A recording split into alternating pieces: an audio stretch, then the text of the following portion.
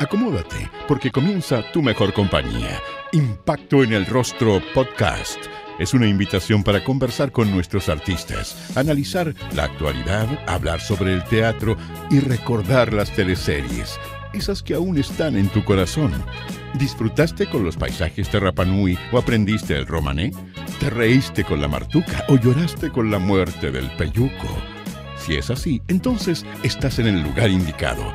Te invitamos a acompañar a Jorge Peña y sus invitados en Impacto en el Rostro, Tu Mejor Compañía. Hablemos de teatro. El encuentro de Irene. Es verdad que el dramaturgo te escribió esta obra especialmente para ti, pero tú tenías que tener una cierta edad. Cuéntanos un poco cómo fue ese proceso. Claro que es verdad.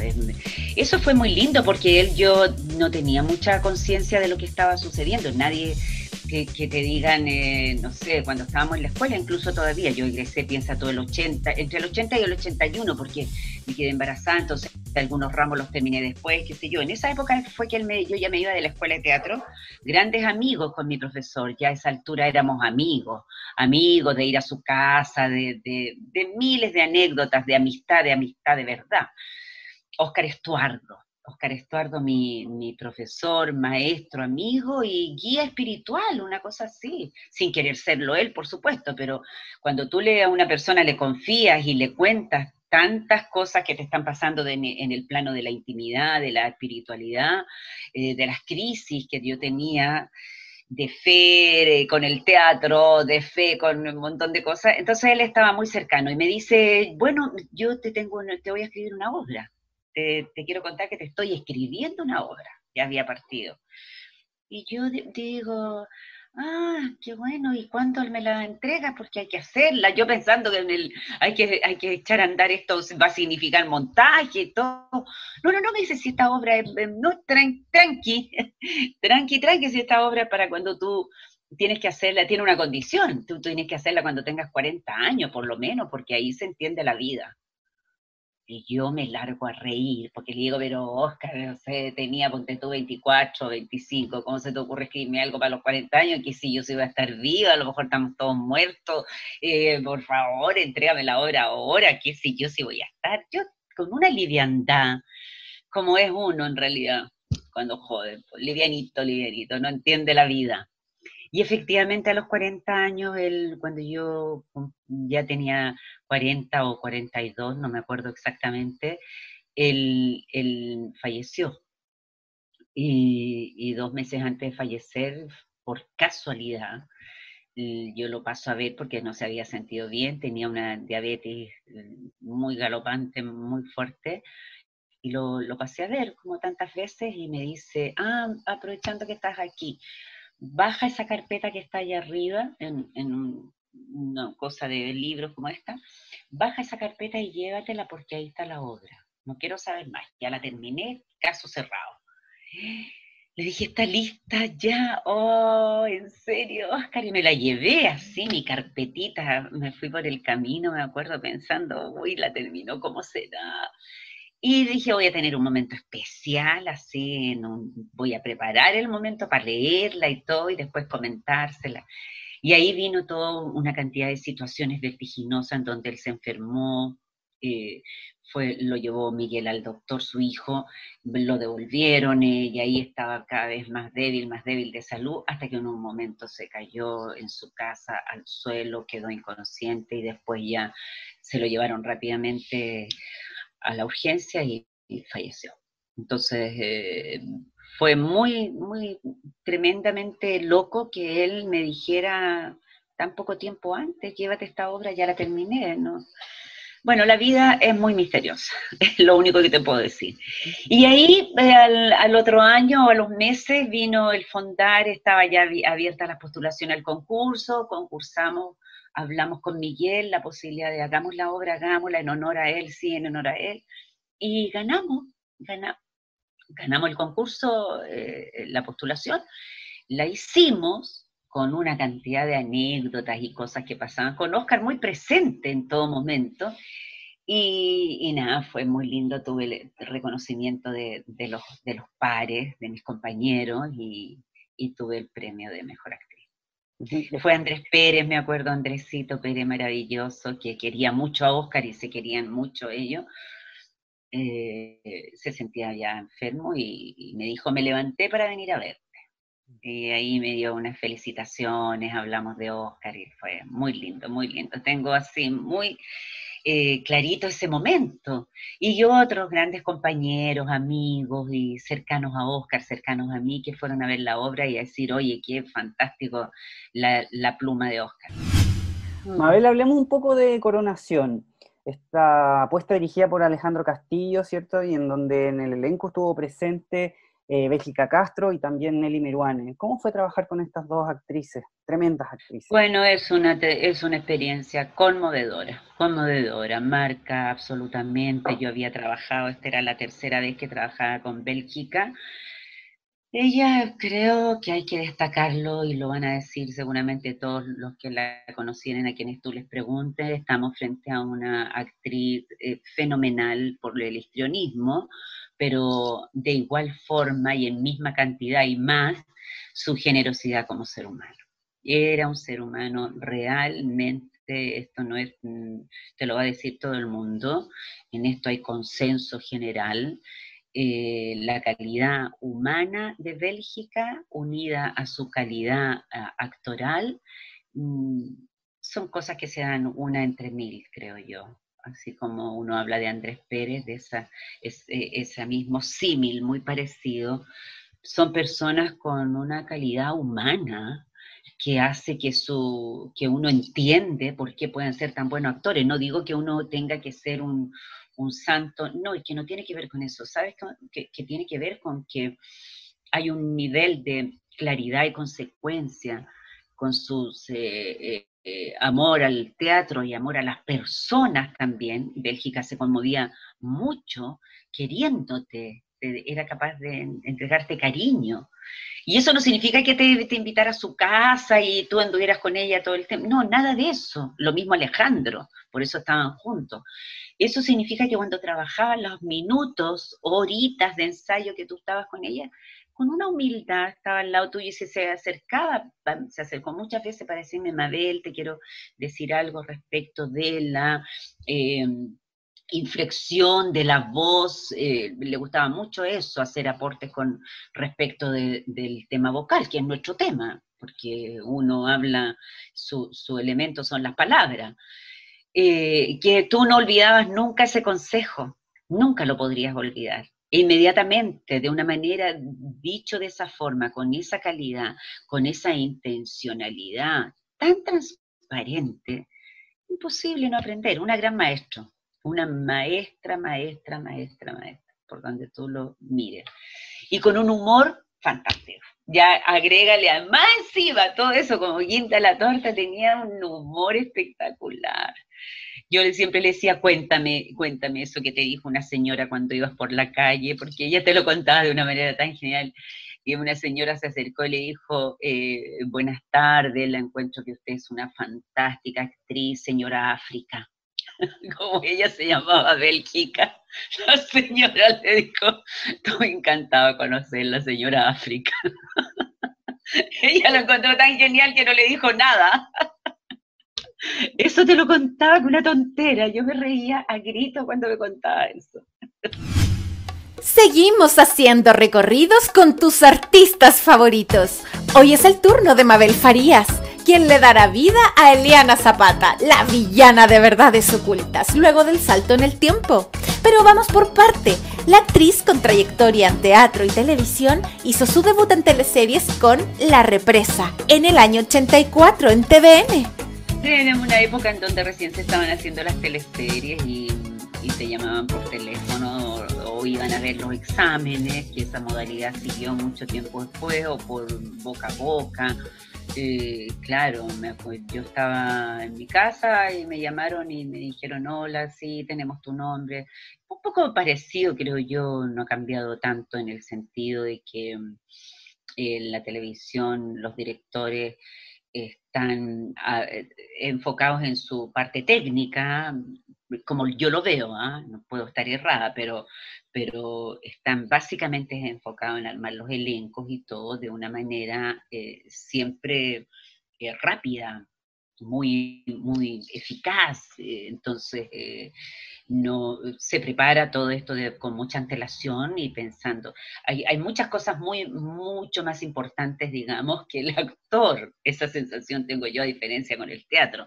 En el teatro el actor es el protagonista 100%. En la televisión está primero, qué sé yo, el texto, las locaciones, el director, el equipo técnico, el tipo de cámara, qué sé yo, y después somos nosotros. Entonces, eso hace que sea un trabajo silencioso con respecto a la preparación y creación de los personajes, lo menos compartido, lo habla en mucha intimidad con el equipo, el director fundamentalmente, que es el que dirige todo, y con tus compañeros intercambias algunas reflexiones, opiniones, pero es un trabajo solito, bastante solito. No es como en el teatro es muy compartido. Todos los días llegas a ensayo y todos los días se habla de tu personaje y hablan los otros de tu personaje, el director y el vestuarista, y todos tenemos una participación. Entonces, una gran familia preparando una cazuela rica, ¿me entiendes?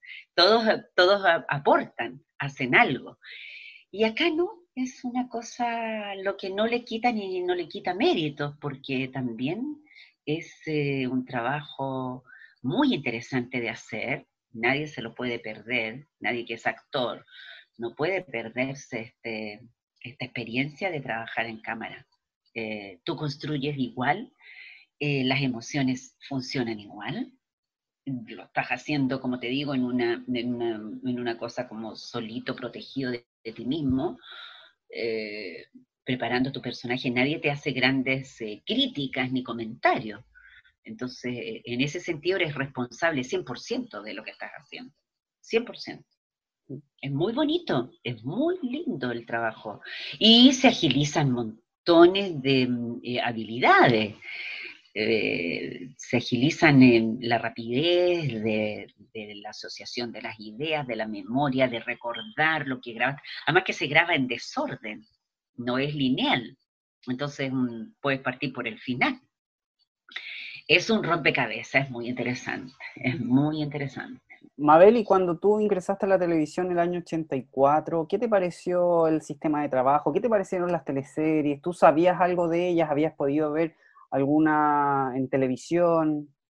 Sí, claro, uno ve todo, me encanta ver, a mí me gusta mucho ver y ver el trabajo de los compañeros y todo.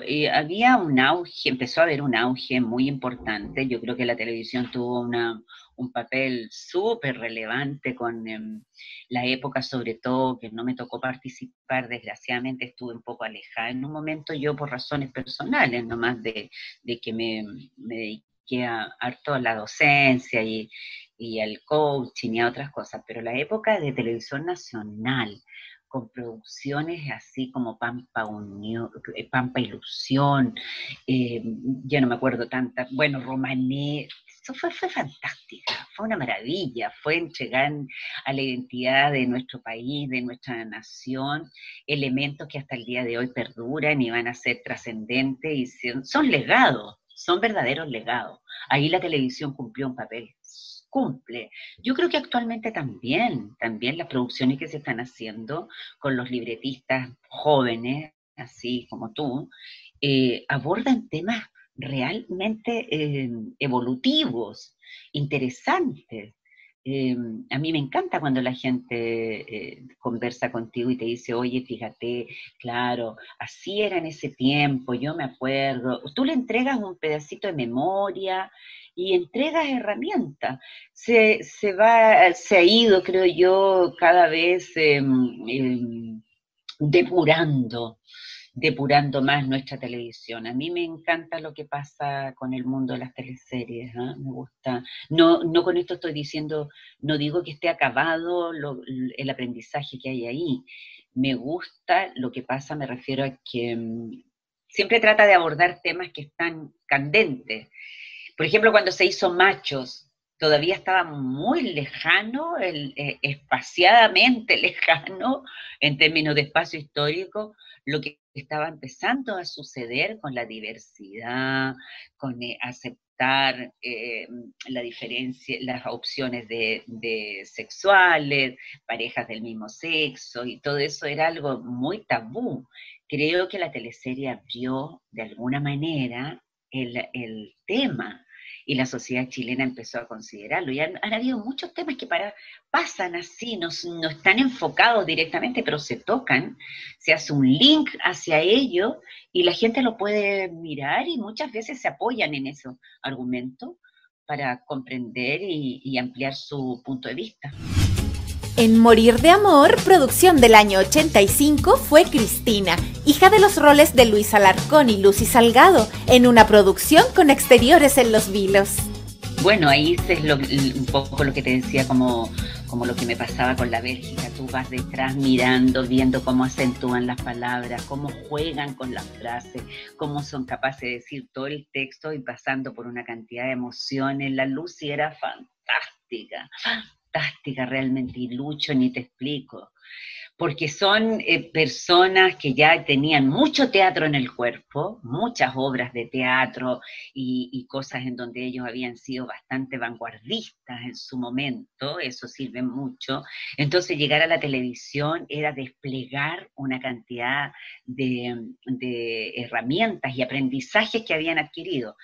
Y yo me acuerdo que una vez cometí un error súper grave, súper grave, no me di cuenta y fui a la peluquería para una cosa mía personal, que iba a un evento mío, y sin darme cuenta y olvidando algo tan trascendente como la continuidad, la niña me dice, oye, sí, te vamos a hacer un peinado aquí, acá, pero te voy a cortar un poquito la chasquilla para que no se te vea el ojo, algo así, y me corto la chasquilla, llego a grabar, y la Lucy se da cuenta al tiro, inmediatamente, me dice, te cortaste un poco la chasquilla. Sí, le digo, pero un poquito. No, es que eso se va a notar en cámara. Inventamos rápidamente un cintillo, ella, cosa que llegado el momento cuando el director no me viera, entonces ella le dice al director, a Sabatini, oye, mira, en esta parte yo le voy a decir, pero ¿cómo fuiste a la peluquería? No me avisaste, le va a pasar y le voy a decir qué lindo el cintillo, porque necesitamos justificar que está un poquito corta la chasquilla la Mabel. Entonces inventamos unos textos de que yo desde mi casa, de que salía a la 1 y llegué a las 3 donde mi mamá, pasé a la peluquería. Entonces eso lo dijimos en la escena, y salió fantástico. Yo decía, no lo puedo creer, imagínate, una admiración que sentí yo con la Lucy de ver cómo ella me vio llegar como persona y inmediatamente me dijo, ya, pero lo tenemos, lo vamos a hacer, no te preocupes, vamos a decir que, y tomó el texto, era fantástica, ella me enseñó a estudiar. Un acto de solidaridad también. Total, ¿tú crees que ella me iba a decir, oye, lo que hiciste, me fuera a acusar? No, nada, solución. Y que eso es del teatro. Eso también yo te diría que es un poco los códigos del teatro. En ningún caso evidenciar, ya parte suponiendo que el otro a lo mejor sin darse cuenta hizo eso, o porque lo vivió ella tal vez, no sé, pero en ningún caso había un dedo juzgando, no, nada, vamos al tiro, apechuguemos juntas de Condoro, así, una cosa así. Esto va a ser un tremendo traspiés que no lo solucionamos. Entonces llegamos al set con la solución, con el cintillo, con el texto, con todo listo. Y eso es fantástico, A mí me ha gustado mucho ahora volver a estar con harta gente joven y son muy solidarios. Es una generación muy bonita la que está entrando ahora en la televisión. Mira, cuando uno mira ahora atrás, claro, indudablemente que había un ambiente de las 24 horas del día, por supuesto que había una cantidad de horas que estaban dedicadas a recibir el impacto de lo que estábamos viviendo en términos políticos y en términos también nacionales, emotivos, latinoamericanos, te diría, porque también estaba sucediendo en Argentina. Mi hermana vivía en Argentina, ya se había casado y y vivía allá, entonces me tocaba ir a verla y me daba cuenta que la dictadura allá también tenía cosas similares acá, también habían desaparecidos, también habían muertos, también una cosa bastante tremenda, pero como no se puede vivir las 24 horas del día en estado, en modo tragedia, digamos, había por otro lado una efervescencia cultural. Yo en ese sentido me gustaría contártelo, porque no eran las 24 horas del día sufriendo esta bota encima. Tú sabes que había mucho buen cine, funcionaba a las mil maravillas el Goethe, el Instituto Chileno Francés. Y había muchos lugares en donde se llevaba a cabo mucha creatividad respecto de, ocupando también el momento de opresión, una forma de liberación. Uno de esos era el Centro Cultural Mapocho, que dirigía mi maravillosa Mónica Echeverría, amiga que partió hace poco y una mujer maestra. Tuve la suerte de tener a Óscar Estuardo y a Mónica Echeverría en mi camino. Y la Mónica dirigía este centro cultural que albergaba todas las corrientes de izquierda, digamos, de la tendencia de izquierda. Entonces era de una riqueza tremenda ese centro cultural. Y nosotros ese era nuestro lugar de acción con Óscar. Ahí teníamos un grupo de teatro y funcionábamos ahí como muchas personas. Ahí empezaron los primeros ensayos Los Prisioneros, de Quirusa, porque había música, poesía, teatro, danza, cosas relacionadas con artesanía, oye, murales, había gente joven que se dedicaba a los murales en las calles. Entonces, frente a lo que era la opresión tremenda, nosotros teníamos un entorno de creatividad increíble. Increíble. Yo tengo plena conciencia de que también el resto era un privilegio ser artista o en formación de artista en esa época y tener todo este alimento de ciclos de cine increíble, buenísimo, nunca vi cosas mejores que en esa época. Teatro, obras de teatro, que Marco Antonio Laparra se mandó unas obras geniales. El Ictus hacía unos montajes espectaculares, no de cosa material, espectacular el tema, abordaban los temas de lo que nos estaba sucediendo, y nos íbamos para la casa con la sensación de estar avanzando hacia una liberación, para llegar el momento en que nos vamos a liberar de esto. Uh-huh. Tomando conciencia, con grados de conciencia importantísimos a través de la cultura y el arte. Mabel, y en televisión, en televisión en específico, ¿cómo eran los ambientes de trabajo? Los poderosos están arriba en sus oficinas enormes y bastante custodiados, uno no tiene contacto con las líneas editoriales de los canales, nadie te va a preguntar a ti, ni mucho menos, pero se respira. Se respira la intención de mantenerte. Nosotros somos como el sol, somos como que alumbramos los lugares, tenemos esa, creo yo, haciendo una comparación humilde, no fastuosa, el hecho de que una persona en esa época fuera un buen actor, un creativo actor, también por otro lado se protegía al ser buen actor. Entonces, claro, pero si alguien estaba siendo una persona que estaba públicamente identificado con ser opuesto al régimen, se ponía como de blanco para que lo pudieran poner en una lista negra, no permitirle trabajar, te vamos a castigar. Entonces el resto... También los demás, los que no éramos estrellas de televisión y no somos de ese plano, estamos cercanos a hacer nuestro oficio y hacer un aporte a la cultura del país, también nos protegemos de eso.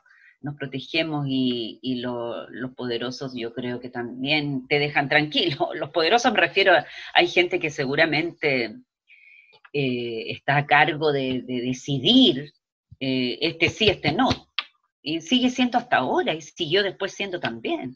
Entonces uno dice, esto es parte del ser humano.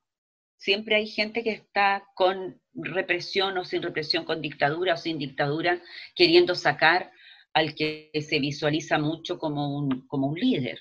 Entonces, sigue operando, opera lo mismo siempre, uno dice, y en democracia también, sí, yo lo he visto, en democracia también. No porque el otro, en la época de la dictadura estaban las armas, entonces era bastante cruel, despiadado esa parte. Pero ahora también de repente pueden no dejar trabajar a alguien que tiene un pensamiento distinto.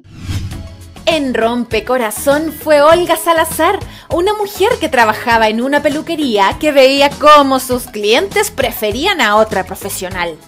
¿Recuerdan que su rival era el personaje interpretado por Tatiana Molina? Que me iba a quitar a mi novio. Claro, era un desgraciado. No, a mi novio también, y a los clientes, y me iba a mi peluquería, que era mi mundo, mi universo, la razón de existir, se veía totalmente amenazada. Y era muy divertido, era muy entretenido, porque además estaba la Pati Rivadeneira, que es un encanto para trabajar con la Pati. La Tatiana, otro encanto más. Entonces éramos un grupo de mujeres que estábamos viviendo como lo mismo, con hijos de como la misma edad. Entonces era muy entretenido compartir esa peluquería, porque yo creo que era como son las peluquerías hasta el día de hoy.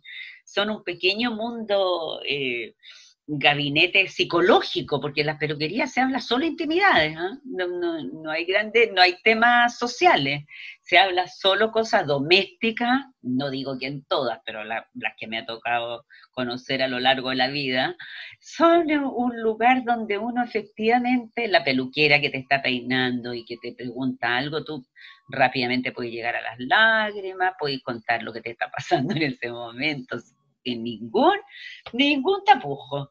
Es un gabinete de psicólogos. Entonces, fantástico. Y ahí era lo mismo, a cada rato habían problemas pasionales, de las relaciones. Yo tenía este pololo que era el Cucho Moya, que me engañaba, pero por todos lados. No tenía pero ninguna, y mis peluqueras se daban cuenta, pero yo me contaba el cuento de que él me amaba. Eso era muy entretenido. Nos reímos porque nosotros tenemos esa capacidad también, como estamos interpretando algo y nos intercambiamos entre nosotros opinión respecto de nuestros personajes. Empezamos a tener como conductas de los personajes y nos reímos cuando nos encontramos. Yo me encontraba haciendo la Olguita cuando estaba almorzando en el casino. Eso es muy, muy entretenido. Se empapa uno del universo que está habitando. ¿Qué es lo que más rescatas de Olguita? ¿Con qué te quedaste? ¿Qué fue lo mejor de este personaje? Mira, ese personaje fue súper lindo porque después se logra liberar. Fue un poco feminista en ese sentido. Se libera de este hombre, toma la decisión de quedarse sola a cargo de su peluquería y ya no buscar más no aceptar más el tipo de chantaje que él hacía. Y Tomás se hace cargo de su vida, toma las riendas de su propia vida y se desconecta de él. Cosa que se pasó toda la teleserie tratando de hacer y le costó, hasta que al final lo logra y Paradita queda feliz. Se da cuenta que hay toda una cantidad de cosas que se había estado perdiendo por estar detrás de conquistarle su amor. Y eso para mí me encantó. Bonito mensaje. Muy lindo para la época, para el momento, fue súper lindo. Me encantó mucho, mucho. En Playa Salvaje fue Diana Valenzuela, una mujer medio hippie, madre de Ignacio San Martín, interpretado por Jorge Zabaleta en su debut en teleseries.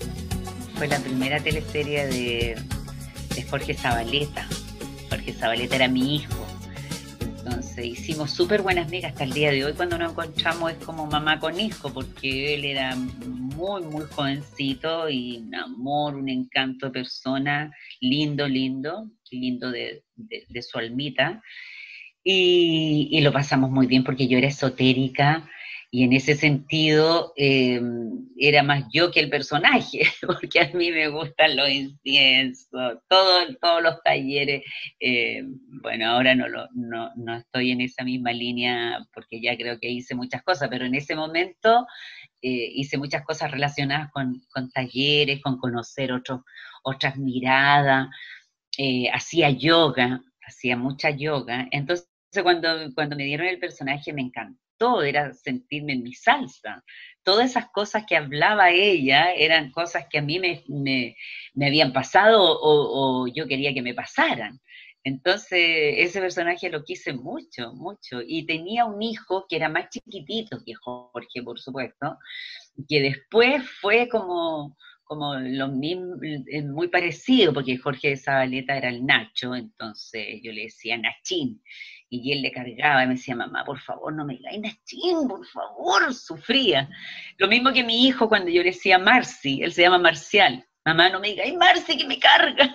Entonces era como lo mismo, una mamá que no se da cuenta que los hijos van creciendo y ya no quieren que andan detrás del hijo y el hijo no quiere que le vean a la mamá al lado. Mi hijo, cuando yo lo iba a dejar a los scouts, tenía que dejarlo a 2 cuadras antes de llegar, porque era una vergüenza total que yo apareciera con él ahí. Y a veces se me olvidaba y iba a dejarle algo, se le había dejado una colación y era un sufrir. Mira, me miraba con un odio. ¿Qué haces acá? Así era mi relación con el Nachín de la televisión. Entre que me odiaba por ser tan metiche y por otro lado también odio a su madre. Mabel, y la experiencia de trabajar con Óscar Rodríguez, este director que lamentablemente no se encuentra muy bien de salud y que quizás no ha recibido los reconocimientos que se merece por su tremenda trayectoria y lo importante que fue en los 80 y los 90. Tienes toda la razón, toda, absolutamente toda la razón. Me sumo absolutamente a ese reconocimiento y a esa injusticia, me parece injusto. Gran director, en el set, gran director, mira, de un respeto con el trabajo nuestro, maravilloso. Porque esa es la cosa fantástica de los directores.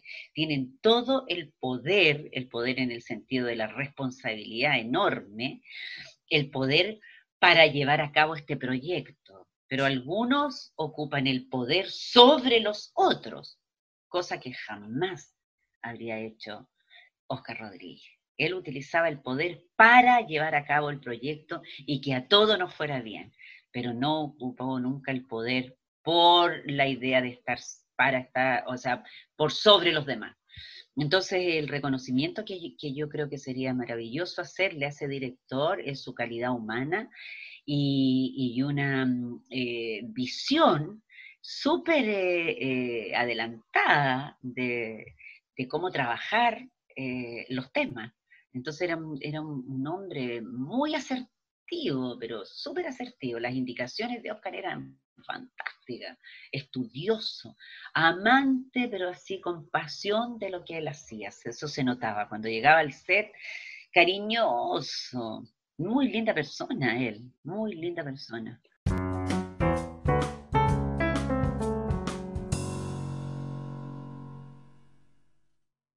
Hola, hola, soy Patricia López, actriz, gestora cultural, candidata independiente como constituyente representando el Distrito 8. Mi trabajo principal en este proceso va a ser instalar en el centro del debate y educar con respecto a la necesidad de instalar en la Constitución la garantía y protección de nuestros derechos culturales como bien de primera necesidad.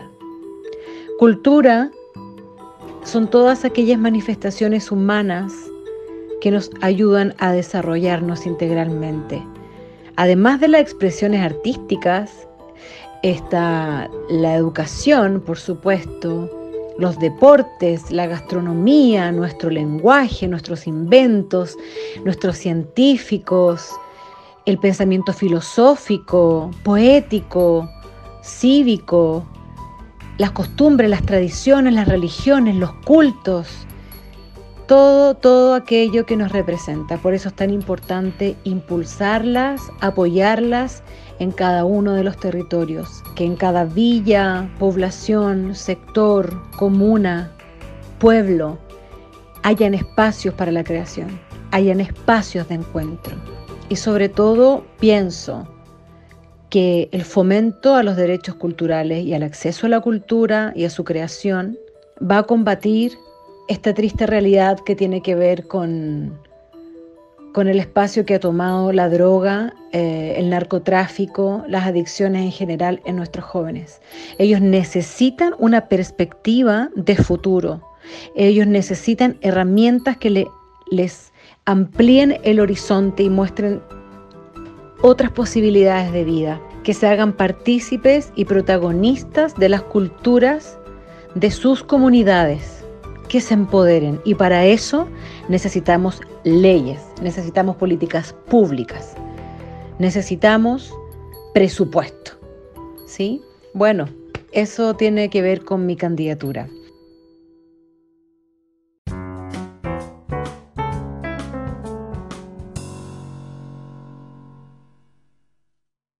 Mabel, y podrías ser un poquito más específica en cuanto como cuando tú dices que las indicaciones eran específicas? Cuando un director te da una indicación en donde tú notas que él ya hace meses tiene claro lo que quiere conseguir con la emocionalidad, el mundo afectivo del personaje, te da indicaciones tan claras como, por ejemplo, decirte, no, tú nunca le dirías a él esta palabra, ponte tú. Cosas tan sutiles como esa. Oscar era capaz de decirte, no, tú no hablarías en ese tono a él. No, porque tú cuando partiste, se sabía toda la cronología de la teleserie en términos de tiempo, y además se sabía la fibra que tocaba tu personaje. El instrumento que es como que fuera una gran orquesta, él sabía cuál era tu instrumento. No, tú no eres la batería, no, tú eres el violín, así que no te olvides. Y ahí uno al tiro reculaba y, tienes toda la razón, sí, no, ella no reaccionaría así. Y eso es fantástico, imagínate lo maravilloso. Él sabe perfectamente qué nota cada uno de nosotros toca, la que tiene que dar. A eso me refiero, tengo clarísimo que él daba unas indicaciones pero muy acertada. Y eso es producto de la seriedad con que él debe haber trabajado meses la teleserie, de escena por escena, y además estaba no tan solo el tema de cada personaje, además era muy audaz con las cámaras, el tipo de toma, el tipo de iluminación, siempre eran teleseries muy bien iluminadas, muy bien iluminadas. La luz es bastante importante en las teleseries. No sé si tú lo debes saber, por ahí hay la calidad de la teleserie muchas veces se ve por la iluminación incluso, al margen viste las teleseries brasileras, de repente tienen una iluminación espléndida, maravillosa, envidiable. Como opinión personal, encuentro que algunas teleseries chilenas están muy iluminadas. Por ejemplo, el otro día revisaba Avenida Brasil, que es una teleserie brasileña. Me encanta. Tenía como estos ciertos espacios de oscuridad muy interesantes. Entonces, sí. Yo creo que acá en Chile sobreiluminan todo, que creo que deberían trabajar un poco más Se quema un poco la imagen con la idea esta de tener todo como a las 12 del día. Sí, exactamente. Sí. Bueno, ahí es un trabajo que se va a ir desarrollando a medida que se reciba la opinión de afuera. En Hippie fue Teresa Ríos, la esposa de Maximiliano Sierra Alta, el rector de la universidad. ¿Recuerdas que Teresa perdía la cabeza al final de la teleserie? Eso fue una experiencia. ¿Sabes por qué fue una experiencia inolvidable al nivel de la Bélgica Castro, así, en términos actorales? Porque mi esposo era Nelson Villagra. Nelson Villagra es un actor al nivel de la Bélgica Castro. Entonces tener a alguien así en televisión era simplemente increíble. Tomábamos el texto, lo leíamos juntos antes, teníamos muchas escenas interesantes porque él era el rector que estaba enamorado de otra, de la Solange Lackington, que era la monja, y yo era la esposa que llevaba años y no lo quería soltar, y era celosa, espantosa, envidiosa, era insoportable. Estaba pegada al mundo de él, entonces eran escenas así de confrontación total, de sufrimiento, de dolor por otro lado, porque yo tenía solamente a mi hijo, que era Pablo Díaz, y a él, y no tenía nada más en el mundo, y él tenía un mundo pero riquísimo, rector, actor, lleno de mundo personal. Yo nada, yo solo vivía así como un satélite alrededor del mundo de él. Entonces, también, claro, llegar al final y volverme media loca cuando él ya me deja definitivamente, fue muy interesante. Con él hicimos una gran unión respecto del trabajo. Entonces muchas veces conversábamos del trabajo actoral en televisión. Aprendí mucho de sus reflexiones. Me daba cuenta que él había pasado, era pionero absolutamente de la televisión chilena, porque era de la época de la Unidad Popular, cuando se empezó a hacer televisión en vivo, las teleseries eran en vivo. Él estaba aquí haciendo lo que él me contaba, era increíble, haciendo esta escena, la cámara corría, el camarógrafo corría con otro que le ayudaba a llevar los cables al otro escenario que estaba acá. Entonces la gente era en un segundo lograban dar cuenta que la cámara se estaba yendo al otro set. Casi se veía eso, era parte. Era increíble, la experiencia de él, una maravillosa persona con la cual aprendí mucho. Actuar con él era una maravilla. Olvídate cómo te entregaba los textos. Ahí cuando pasa eso no necesitas nada. No estás ni preocupado si te iluminas, cómo está la iluminación, nada. Estás viviendo por ese instante de verdad. Y decían, acción, y Nelson ya era el rector. Al tiro.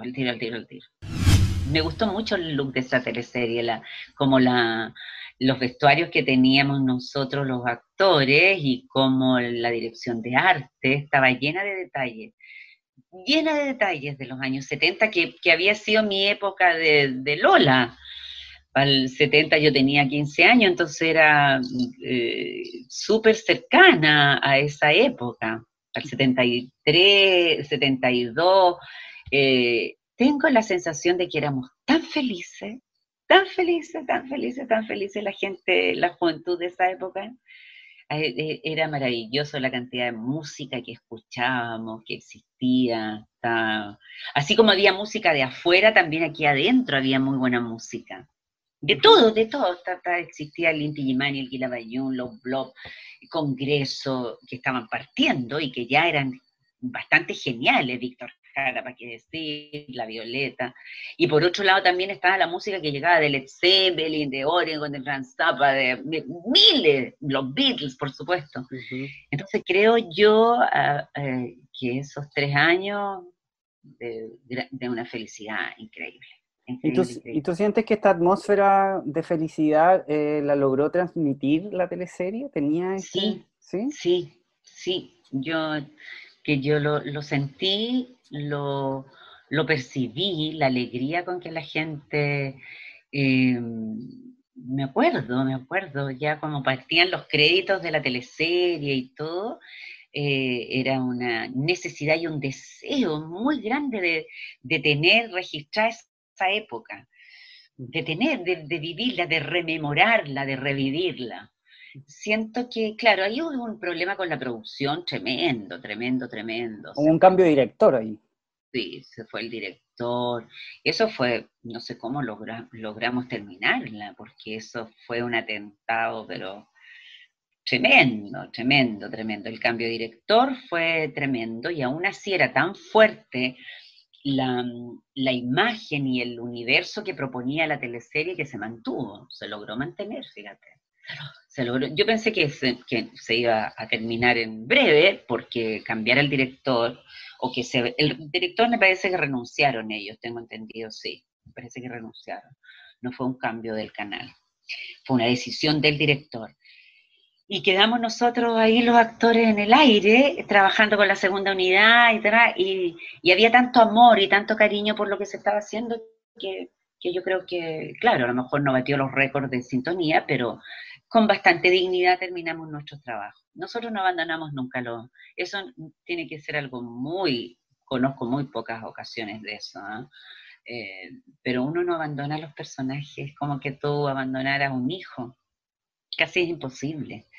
De hecho, cuando un actor se tiene que ir una vez me tocó estar en un montaje donde el actor se tenía que ir por una razón de fuerza mayor, de enfermedad directamente, él no quería ir, no quería que lo reemplazaran porque no quería dejar su creación, y cuando vino alguien hizo el traspaso y todos estuvimos atentos. Había un cambio que era demasiado de vida, una vida por otra vida, una cosa súper trascendente. Entonces nosotros nunca abandonamos a nuestros personajes, tiene que ser algo de fuerza muy mayor. En Perdona Nuestros Pecados fue Fresia Toro, la asesora del hogar de los Quiroga, quien conocía varios de los secretos de la familia más poderosa de Villa Ruiseñor.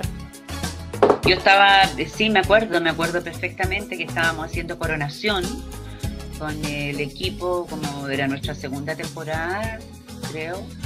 Y la Carolita Redondo me dice, Mabel, te recomendé para un rol y te van a venir a ver y te van a llamar.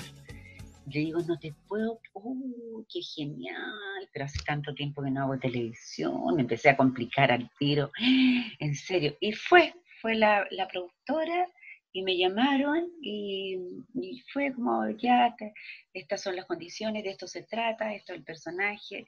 Y le dije, oye, hace bastante tiempo que no hago teleserie, he estado muy metida en las capacitaciones, soy coach ontológica, entonces me dedico harto a eso y a hacer clases. Ya, no importa, confiamos totalmente en ti. Y empecé, ella estaba muy nerviosa, muy preocupada. Me armé un cuaderno así con todas las escenas de mi personaje y empecé a tener como una sensación de trabajo, de como los primeros trabajos que uno hace en la escuela de teatro. Me fui y me tomé porque cuando uno, este es un oficio en donde si tú pasas, yo había pasado como 4 o 5 años que no hacía nada relacionado con cámara en televisión, en set, y eso se nota, tú empiezas a estar como anquilosado y te da mucho susto. Este es un oficio en donde hay que estar haciendo. Y entonces me armé este cuaderno y lo estudiaba como escena por escena y le iba dando como una continuidad, porque como te contaba, no se graba con continuidad. Entonces, pero yo iba a mi cuadernito, que lo tenía escondidito en mi cartera, miraba mi cuaderno para saber qué escena estamos grabando y qué significa en la historia de los protagonistas. Entonces, muchas veces mis propuestas tenían que ver, no sé, poniendo los cubiertos de la mesa y preocupada de llorar porque había pasado algo con el protagonista, pero yo en mi mundo, y eso muchas veces el director, Nicolás Alemparte, lo notó y me felicitó y le encantó que la Fresia, que era nada más que la empleada, también estuviera como estas nanas que son parte de la familia. Ese era mi rol, ser una persona que conocía todo lo que estaba pasando a la protagonista, la Marianita Di Girolamo. Entonces yo me volví a mi oficio con este personaje. Me imbuí completamente, entonces no la quiero a la Fresia, no te explico. Me encanta. Y después de ahí vino el tiro otro, que fue La Monjita, De claro, Isla Paraíso. Isla Paraíso, que fue otra cosa, nada que ver. Una monja que era autoritaria, muy pesada, pero le pusimos un condimento que el director lo aceptó, Enrique, el director de la segunda unidad, le pareció súper buena la idea. Yo le dije, hagámosla que sea buena para media curagüilla, y le gustó mucho esto, que a la monjita le gustara tomarse el vino de la misa. Entonces le dimos harto a eso, fue muy entretenido grabarla, porque era comedia. Entonces me pasé del drama de Perdona Nuestros Pecados con las tragedias que tenía que vivirse la nana, y a esto otro que era una monja arriba de la pelota, dueña del convento, así que podía hacer lo que quería, hasta tomarse sus whiskachos si quería. Eso fue muy entretenido. Mabel, estas dos producciones fueron bastante largas, más largas de lo habitual. ¿Cómo te tomaste esta extensión en una teleserie? ¿Sí? Sí, para nosotros fantástico. Imagínate otra temporada, más tranquilidad respecto dejé de trabajar ya en talleres y tenía un ayudante y ella hizo mi pega y yo me dediqué solo a la tele y era fantástico. Pude leer mucho, tuve el hecho de no estar corriendo para todos lados, me significó estar más en mi casa, leer, me gusta mucho, mucho, mucho leer, entonces leer todas las cosas que había tenido pendiente y empecé a hacer otro tipo de talleres también, más en los días sábados, así que fue muy fantástico, maravilloso, maravilloso. Mabel, vamos a Yo soy Lorenzo, ahí interpretaste a Margarita Jaramillo. ¿Qué recuerdos Sí, tienes de esta producción que lamentablemente no pudo grabar sus registros tu finales final, debido sí, a la emergencia sanitaria? sí, sí. Bueno, no, esa fue una producción realmente una cosa muy linda, muy, muy bonito lo que pasó con el equipo de los jóvenes, que había mucho baile, coreografías, canciones, de una entretención para nosotros hacerla, hasta con la Teresita Reyes, con Otilio Castro, el equipo, ¿no? Fantástico. Y después, en la última etapa, el José Alfredo Fuente. Entonces éramos como un grupo, los más viejitos y los jóvenes, que eran los que llevaban la historia juvenil, una cosa generacional increíble, entretenidísima, lo más entretenido. Además grabábamos en un pueblo, en Pirque, donde, ¿qué quieres que te digan? Las chiquillas del catering, es un regaloneo constante. Gente muy linda. Nicolás Alemparte logra eso, las producciones de Nicolás son cálidas, solamente prima, él es muy tranquilo para dirigir, entonces prima una energía muy buena, de trabajo todo el rato. No se deja trabajar, se trabaja bastante, pero como el ambiente es tan cálido, eh, es un ambiente muy confortable, muy creativo. Y además él siempre abierto a todo lo que sea, y lo que tú le propongas, se revisa inmediatamente y vamos. Y ahí hay un director de piso que me encanta, que es maravilloso, que es Marquitos Cruzat. Él también es un operático, le digo yo, porque grita todo el día, pero gracias a que tiene una voz muy fuerte, nos ordena, porque nosotros somos muy buenos para la conversa y para quedarnos tomar cafecito y no sé qué. Cuando nos relajamos, ahí está Marco que nos trae para el set rápidamente y vamos mira, se produce una energía de trabajo que me encanta, me encanta, me encanta. Lo pasamos muy bien, fue muy triste. Vino la pandemia y nosotros ese día supimos que ya no nos volveríamos a ver. La última vez que yo grabé, me acuerdo que ya se hablaba de lo que estaba pasando y contemplamos la idea, oye, esto va a llegar hasta acá. Entonces nuestros personajes quedaron ahí, están todavía con nosotros. Si bien es cierto, se cerró y se cerró súper bien y se hizo un relato de lo que era el final, cada uno de nosotros quedó como con la sensación de que ellos en su hábitat no se despidieron. A nuestra querida Mabel Farías muy pronto la veremos interpretando a Eliana Zapata, la villana de Verdades Ocultas. ¿Cómo enfrentará la actriz este desafío cuando la teleserie tenga un salto en el tiempo? Yo estoy esperando entrar, todavía no entro. ¿Cómo te tomaste Claro. cuando te llamaron y te contaron que ibas a interpretar a Eliana Zapata 25 años después? Sí, bueno, primero llamé a la Panchita, que ella es una maravillosa, que yo admiro y quiero mucho. Nos tenemos mucho cariño porque en algún minuto nos hemos mirado y hemos dicho, oye, nos parecemos. Y nos encanta, a mí me encanta parecerme a ella.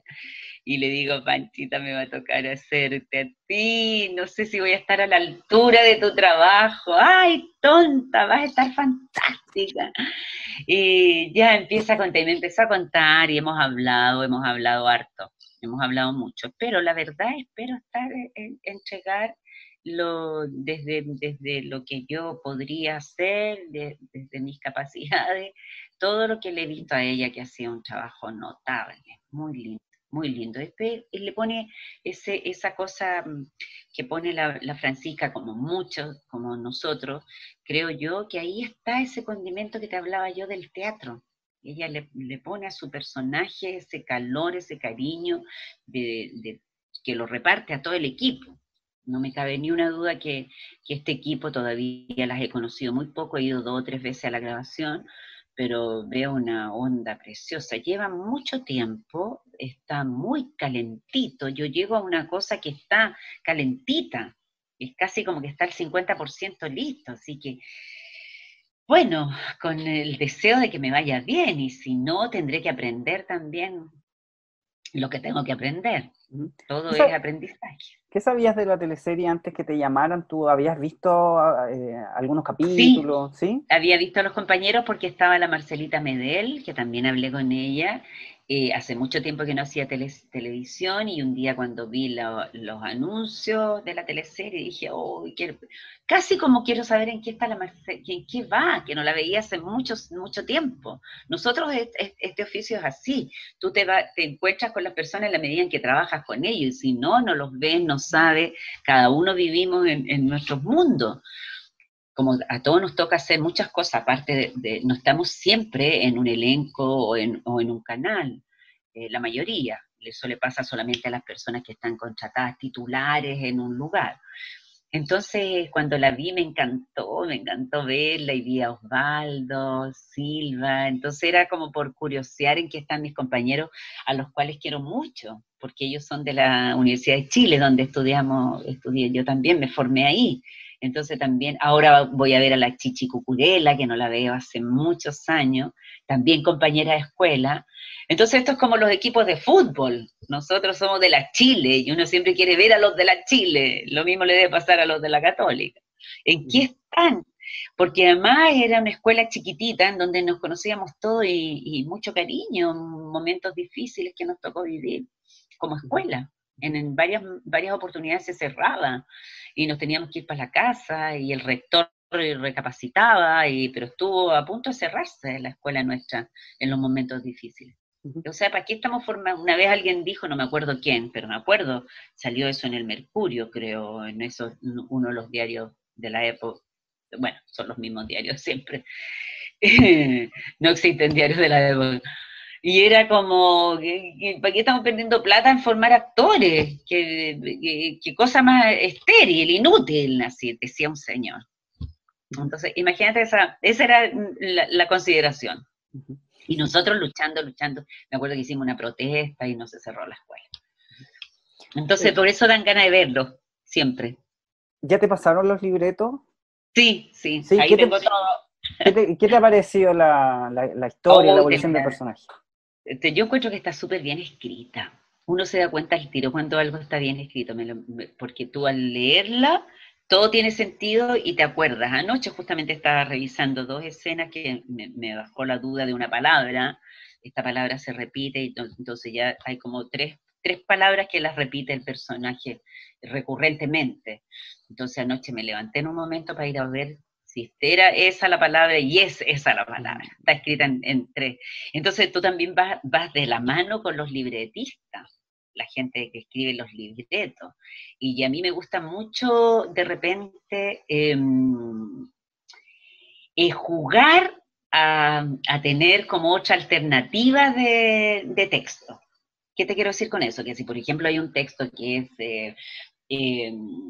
ella es una desgraciada, es una imberbe, no sé, unas palabras así que a veces son como de teleserie, como decimos nosotros. Son palabras de teleserie. Hay palabras que son de teleserie, de nada más. Hay unas palabras que son maravillosas, que solamente se dicen en una teleserie, eso lo sabemos nosotros. El público no, pero hay palabras que solamente se pueden decir, y hay otras que son de teatro. Y hay otras que son de radioteatro, que uno sabe que esas palabras están en la radio, pertenecen a ese mundo. Entonces a mí me gusta de repente aumentar o tener alguna alternativa de palabras de teleserie. Nuestro podcast se llama Impacto en el Rostro. ¡Impacto en el Rostro! ¡Qué fantástico! ¡Qué maravilla! Esa es de teleserie total. Impacto en el Rostro, ¡qué genial! Los aplaudo. Esas cosas me encantan, Entonces cuando leo esta que yo te digo, que anoche me tenía trin, en un momento dije, pero no es de teleserie esta palabra. Pertenece al mundo de las teleseries, pero también se ocupa mucho cuando relatan, ¿cómo se llama? En documental. también hay palabras que son de documentales. Y la fui a ver y entonces ahí entendí que el libretista la pone en 3 partes y que está siendo más validada. Yo a lo mejor no me había dado cuenta, pero la gente joven está escribiendo con algunas palabras, metáforas, que también están cercanas a la tecnología, al mundo online. Mabel, y para cerrar con Eliana Zapata, ¿qué esperas tú de este nuevo ciclo? ¿Tienes expectativa, no tienes expectativa? ¿Estás muy nerviosa? Sí, estoy nerviosísima, nerviosísima porque... ¿qué espero? Espero que me produzca lo mismo que me han producido las producciones anteriores, valga la redundancia. Todas las teleseries y estas 3 anteriores han sido de una satisfacción tremenda, tremenda. Sí, me voy a la casa feliz después de grabar y espero que me pase eso, que cuando termine la jornada de grabación uno se va derechito a la casa, a llegar a descansar, a tomar el texto y a estudiar. Entonces, estudiar en tu casa, en la forma en que uno estudia en su casa, es como siente que va la teleserie. Tú vas sintiendo lo que va pasando al aire. Como tú las vas grabando antes, y cuando ves que la gente la recibe, y muchas veces te comenta alguien, oye, qué entretenido lo que está pasando, no sé qué, ahí tú dices, claro, estamos por buen camino. Esto no es algo esto es una cosa que está al nivel de la intuición nomás. Todo se intuye, ¿no? Y todo puede ser conjeturas. Nada es cierto todavía hasta que no llega al público. Así que, entregá. Mabel, ¿y Eliana seguirá tan loca como lo ha Pero, mostrado hasta ahora? por supuesto, ahora existen los milagros. Puede ser que, yo creo que por lo que yo he leído, hasta ahora todo es muy coherente. Tiene una coherencia total. Es maravilloso lo que hizo La Pancha porque tiene una estructura mental en donde matar gente es una cosa como limpiar el planeta, no sé, sí, casi ecológica. Entonces, no hay ni una culpa, es muy loco. Pero, no te voy a contar más. Hay un ingrediente muy bueno que aparece. He tenido la suerte de poder seguir haciéndolo algunas capacitaciones online, y eso me ha permitido tener recursos. Estoy muy preocupada, bastante preocupada porque creo que si bien estamos ya para el 2.º año de vivir en la incertidumbre total, nosotros no tenemos apoyo, no se logran conmover con nosotros, con nuestro quehacer, quienes dirigen las instituciones, el país, digamos, no logran tener la dimensión, no se preocupan tampoco, así menos se van a preocupar de nosotros que somos el arte, que significamos hobby para algunos, es como que esto fuera un hobby. Y me preocupa porque como somos un país tan joven en ese sentido, somos muy jóvenes respecto de haber vivido, de tener experiencias en el cuerpo, no estamos como los países de Europa que han tenido tanto sufrimiento, por lo tanto se vive de otra manera. Nosotros estamos todos metidos en los celulares, en una cosa queriendo estar en fiesta, que vuelva luego el mall, una cantidad de cosas que uno dice, claro, qué terrible, porque somos así. Entonces nos va a tocar la dura misión de asumir que somos como jóvenes, pero además imberbes, como sin experiencia, y todo lo vamos a tener que ir aprendiendo así en la medida en que nos caemos, nos levantamos, nos caemos, nos levantamos. Ya, error tras error, acierto, error. Eso me preocupa porque no está el tiempo, el momento para que eso se dé en esa magnitud de lapsus de tiempo. Esto tendría que ser mucho más rápido. Y me encantaría, por otro lado, que nosotros como gremio, también tuviéramos una evolución. Creo que lo que me llega a mí, las redes de las jóvenes se están organizando bastante bien, pero pero claro, tiende a haber acá en Chile esta separación con los viejos, que es muy en todo, sucede a todo nivel. Entonces, claro, pareciera como que la gente mayor ya está fuera del escenario. Es bien tremendo, ¿eh? Es bien tremendo ser viejo ahora que yo soy mayorcita, me doy cuenta que es tremendo ser viejo en Chile. No es lo mismo que Argentina. Yo voy a donde mi hermana en Argentina y ellos, los jóvenes, todos se relacionan de una manera muy cálida con los viejos. Acá no, es increíble, como que una persona vieja, nadie la puede, ni siquiera es digna de ser considerada para que cruce la calle, ¿me entiendes? Entonces ahí se ve los jóvenes que somos, todavía no valoramos. Bueno, por supuesto que eso no pasa con la comunidad de los pueblos originarios. Nada más maravilloso, me tocó hacer unas capacitaciones con la gente, con la comunidad mapuche hace años atrás, a lo largo de todo el Ercilla, por esos sectores, es maravilloso como ellos enfrentan, como la gente adulta ocupa un lugar muy importante para los jóvenes, y cómo son protegidos también todos. Entonces es muy distinto ser jubilado, pensionado en el mundo después de los primeros pueblos, digamos, en el mundo nuestro. Total, pero absolutamente opuesto. El respeto que hay por el que ya vivió algo, por lo tanto es posible que me entregue un consejo, una sabiduría desde la experiencia. Bueno, algún día a lo mejor pero se ve que estamos lejos. Ahora lo que existe, que es muy increíble, que lo acabamos de ver este fin de semana, la solidaridad de querer ayudarnos frente a los desastres y a las cosas que nos golpean a todos por igual. Entonces ahí sí hay inmediatamente Chile se levanta, Chile por Chile. Pero cuando no hay desastre, yo te estoy hablando en eso, cuando no es cosa de terremoto y de tragedia, ahí cada isla con su mundo. Es de esperar que aprendamos. La cultura, lo que nosotros hacemos, para mí, es la única solución. Desgraciadamente soy en eso a lo mejor muy cuadrada, pero insisto, siempre no hay un pueblo que no sea evolutivo si no está la cultura al lado. Lo que tú haces, lo que nosotros hacemos, debería ser en este minuto, oye, apoyemos a los que hacen cultura, porque esos son los que salvan las naciones. Es así, ¿eh? Es así. Lo lamento, señores economistas, grandes tecnócratas, lo lamento. La economía no nos va a salvar. La cultura nos puede salvar.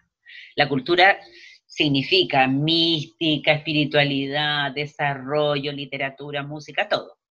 Todo lo que es alimento al alma. Acomódate, porque comienza Tu Mejor Compañía. Impacto en el Rostro Podcast. Es una invitación para conversar con nuestros artistas, analizar la actualidad, hablar sobre el teatro y recordar las teleseries, esas que aún están en tu corazón. ¿Disfrutaste con los paisajes de Rapa Nui o aprendiste el romané? ¿Te reíste con la martuca o lloraste con la muerte del peyuco? Si es así, entonces estás en el lugar indicado.